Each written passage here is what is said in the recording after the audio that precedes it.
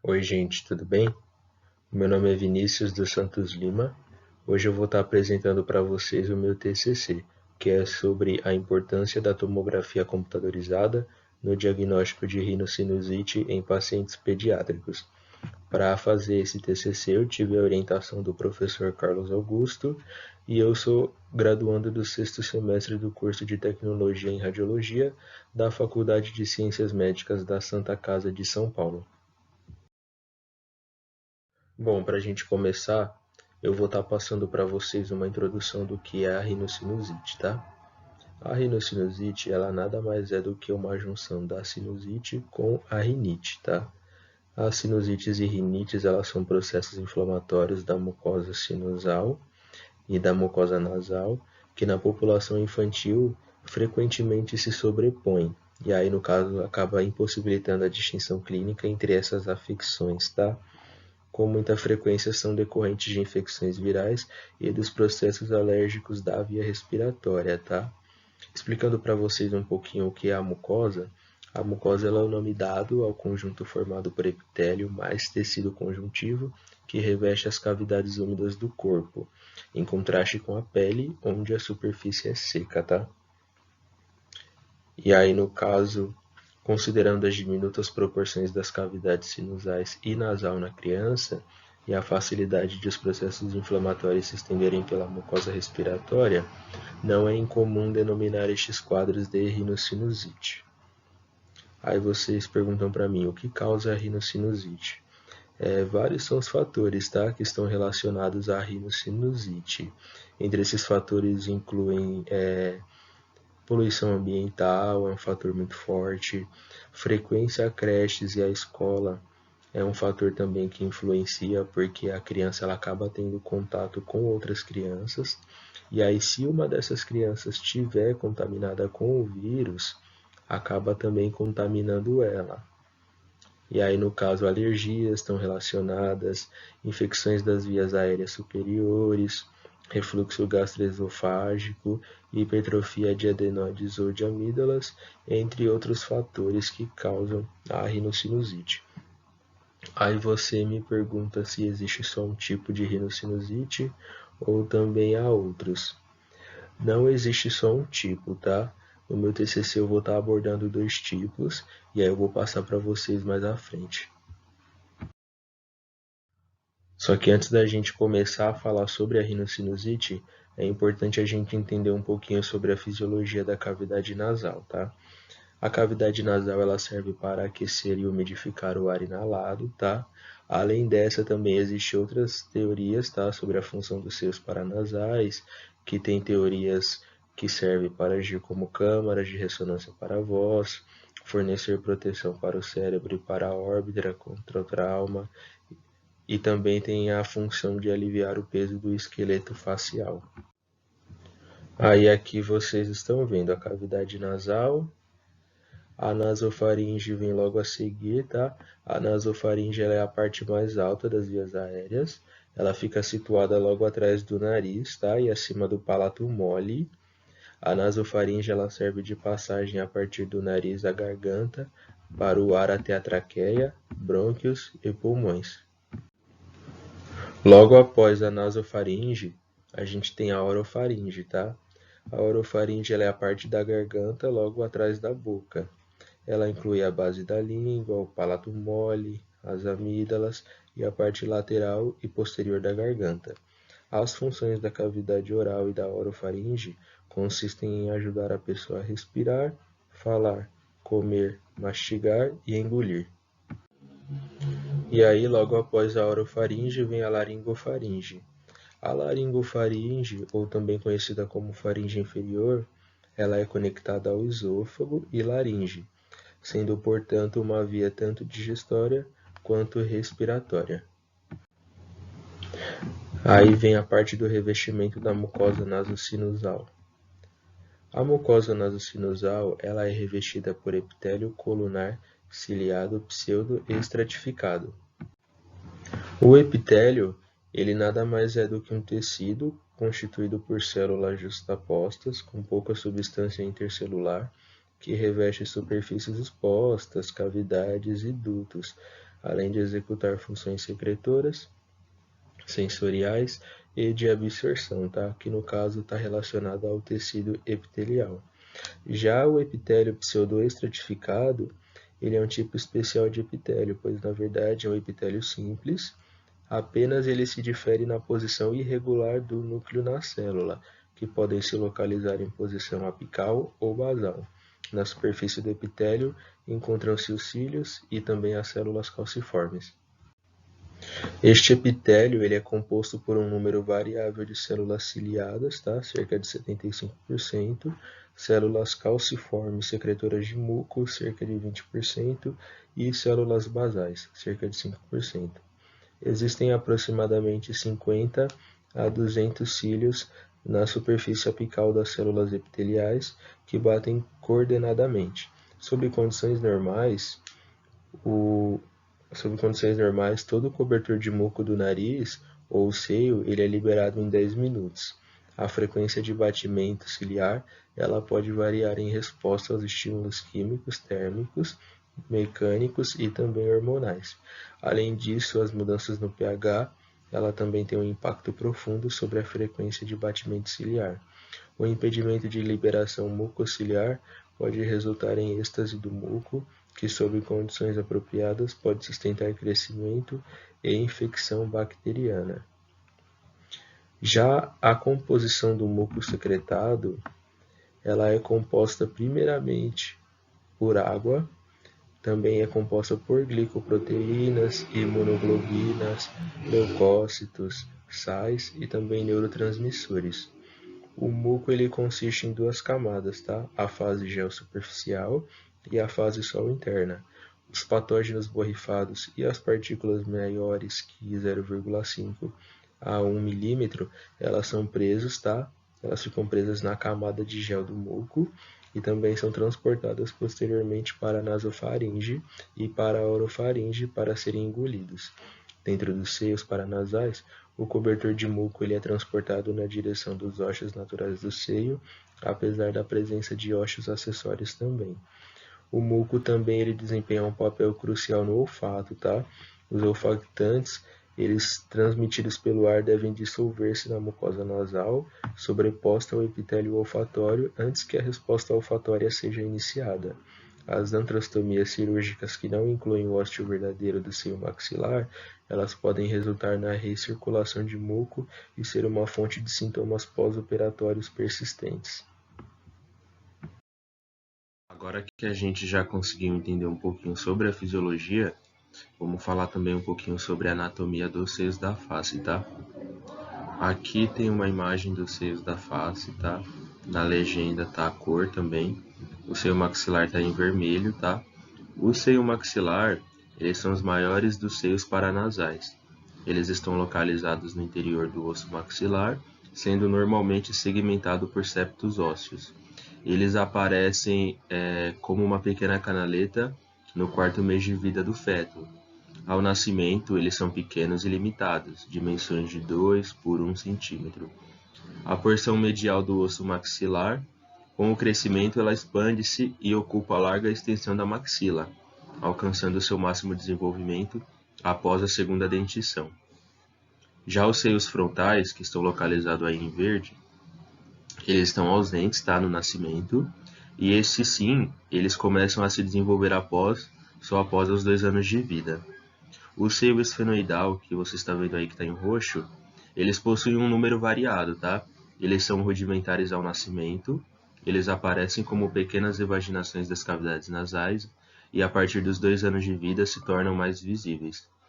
E por último, o seio etimoidal que vocês estão vendo aí que ele está em laranja, eles já existem também, tá? Ao nascimento, só que eles são pequenas cavidades, cujo conjunto dessas cavidades formam um labirinto. Essas cavidades elas são bem pequenas, antes dos 2 anos de idade, e apresentam desenvolvimento rápido entre o 6º e o 8º ano. Bom, agora que a gente já conseguiu entender um pouquinho sobre a fisiologia e a anatomia dos seios da face, eu vou estar explicando um pouquinho sobre a rinocinusite aguda, tá? A definição dela é assim, ela é causada por um agente infeccioso, tá? Ela é definida em até 4 semanas de drenagem nasal purulenta, acompanhada por obstrução nasal, dor facial, pressão facial ou plenitude, tá? O médico, ele então deve distinguir, tá? Entre rinocinusite viral, que é a RSV, e a rinocinusite bacteriana aguda. A distinção ela é feita com base no padrão da doença, tá? E na duração.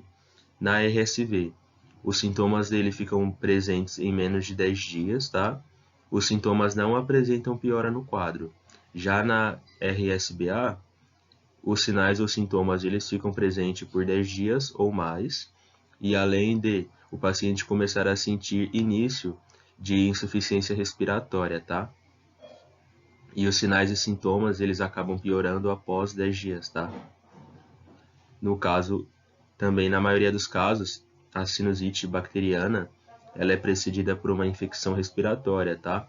Outras condições comuns que podem predispor um paciente à sinusite são a fumaça de cigarro, fatores anatômicos, como por exemplo, deformidades do septo nasal, concha bolhosa e alergias, né?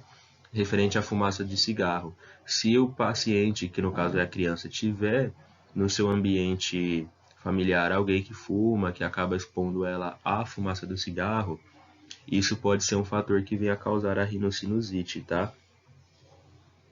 Além também de alergias, e também está relacionada a mais de 200 viroses, tá? Como causadoras de rinocinusite. Entre essas viroses, as mais frequentes detectadas, elas incluem o rinovírus, o vírus sincicial, o vírus da influenza está relacionado, e também o vírus da parainfluenza, tá?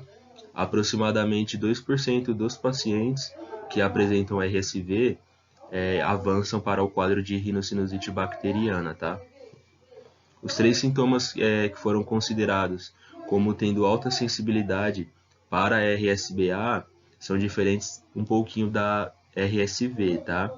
No caso da RSBA já incluem rinorreia purulenta, pressão ou dor facial, obstrução nasal, também os sintomas secundários que podem ajudar no diagnóstico da RSBA, febre, plenitude oral, tosse, cefaleia também está relacionado. Outro achado também que é bastante sugestivo é se o paciente ele piora após uma melhora inicial, tá?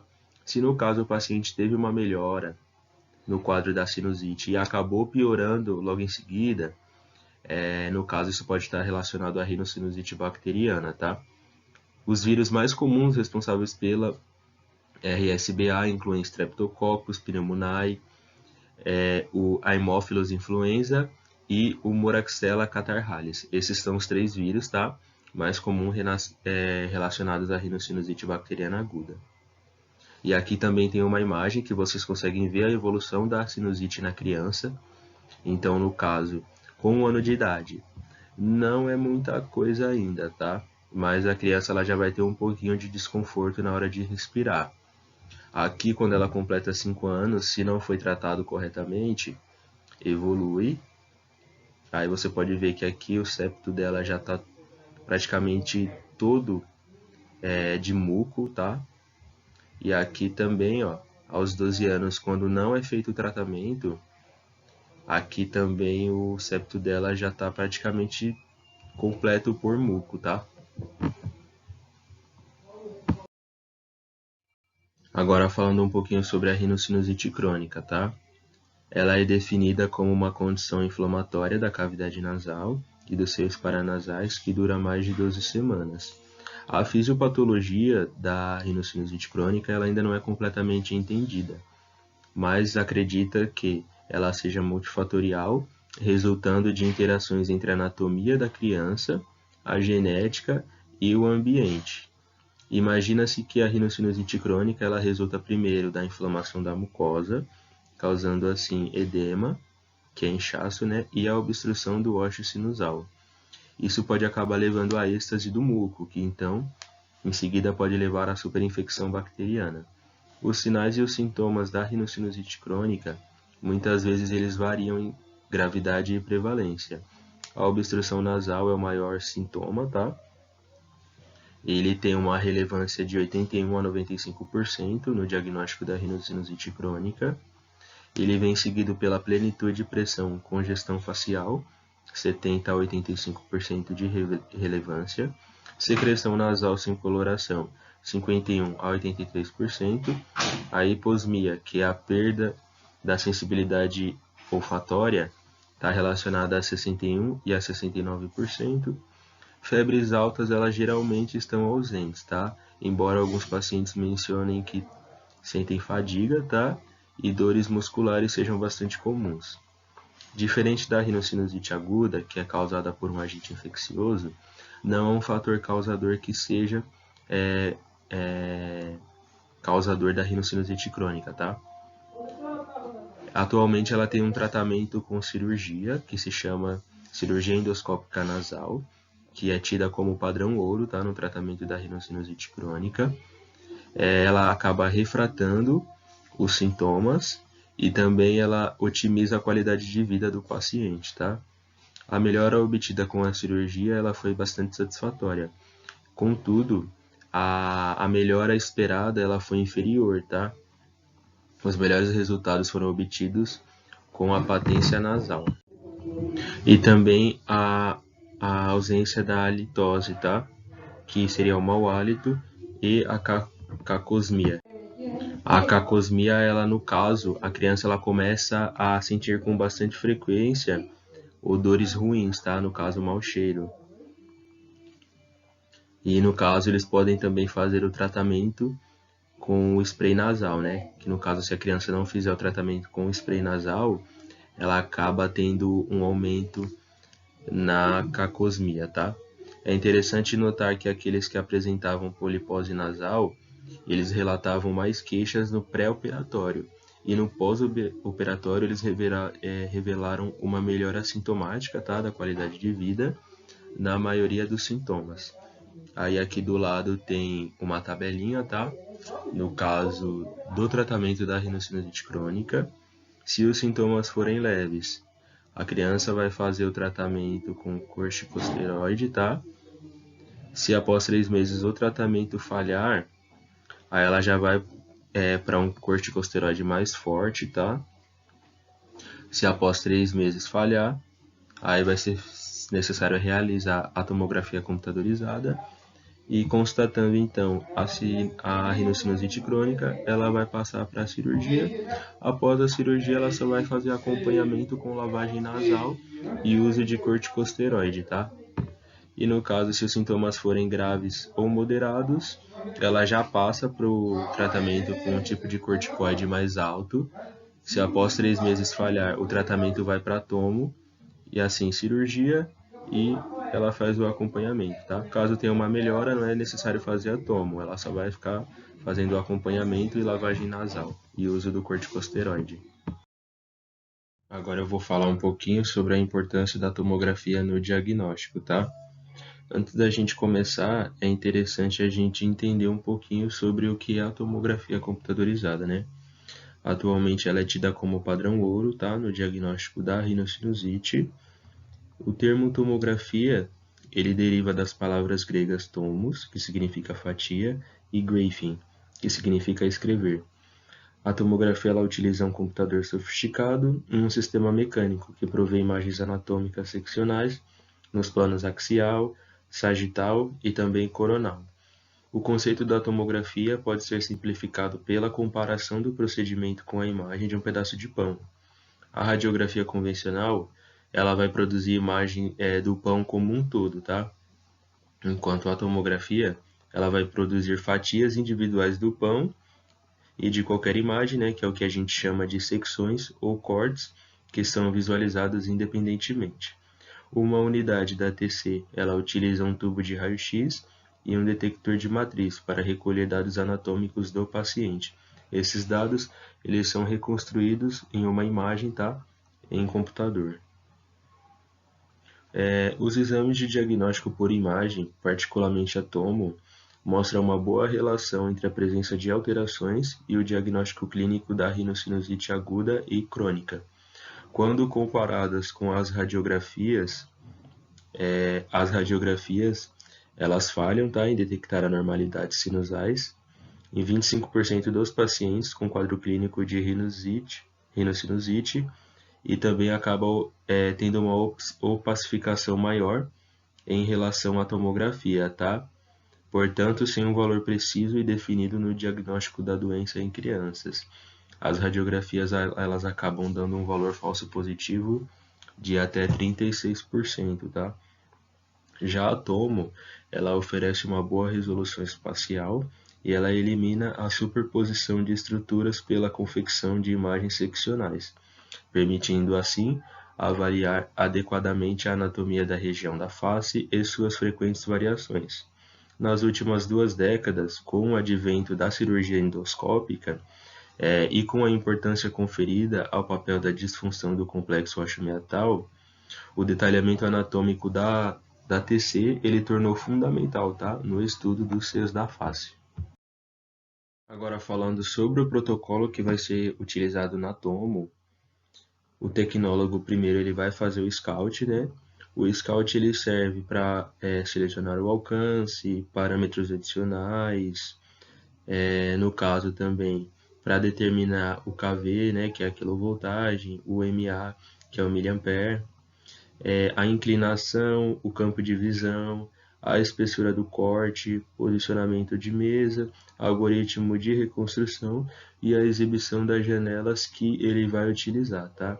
Então, sempre é necessário fazer o scout, tá? Antes de qualquer exame de tomografia computadorizada, para que assim possa se ter uma base, né? Da onde vai começar e onde vai terminar, para que não venha causar repetições, né? Porque como a tomo ela é um método de diagnóstico por imagem que utiliza alta dose de radiação, é importante a gente evitar a repetição, tá? Principalmente por se tratar de pacientes pediátricos. No caso, ele vai ajustar, né, os parâmetros de exposição para a tomografia computadorizada pediátrica, né? Foram listados alguns parâmetros, tá, que o tecnólogo deve utilizar. No caso, ele vai se basear pelo tamanho da criança, tá?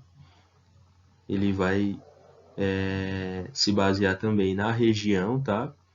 Do corpo que vai ser feito o exame, que aqui no caso é os seios da face.